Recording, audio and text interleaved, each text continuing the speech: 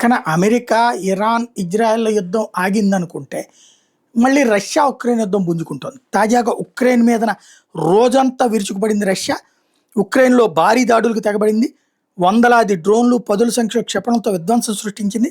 అయితే రష్యా ప్రయోగించిన 703 డ్రోన్లలో 667 అడ్డుకున్నామని ఉక్రెయిన్ ప్రకటించింది.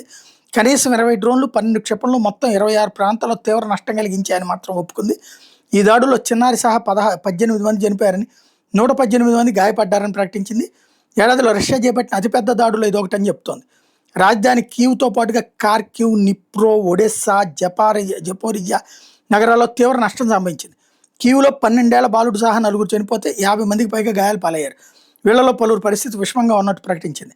రాజధానిలో 17 అపార్ట్మెంట్ భవనాలు, 10 వరకు ప్రైవేట్ నివాసాలతో పాటు gas station, shopping mall, hotel, ఓ కార్యాలయ భవనం తీవ్రంగా దెబ్బతిన్నాయి. అనేక ప్రాంతాల్లో మంటలు చెలరేగినాయి. తీర ప్రాంత నగరం ఒడెస్సాలోని ఓ అపార్ట్మెంట్లో భవనం మీద జరిగిన డ్రోన్ బాలిస్టిక్ మిస్సైల్స్ దాడులు 9 మంది చనిపోయారు. పెద్ద ఎత్తున చెలరేగిన మంటలను అగ్నిమాపక సిబ్బంది అదుపులో తెచ్చారు. హయ్యర్ ఎడ్యుకేషన్ మ్యూజిక్ అకాడమీ భవనం మీద జరిగిన దాడిలో 5 విద్యార్థులు తీవ్రంగా గాయపడ్డారు. పౌరుల లక్ష్యంగా రష్యా బాలిస్టిక్ క్రూయిజ్ క్షిపణులను ప్రయోగించిందని ఉక్రెయిన్ ప్రకటించింది.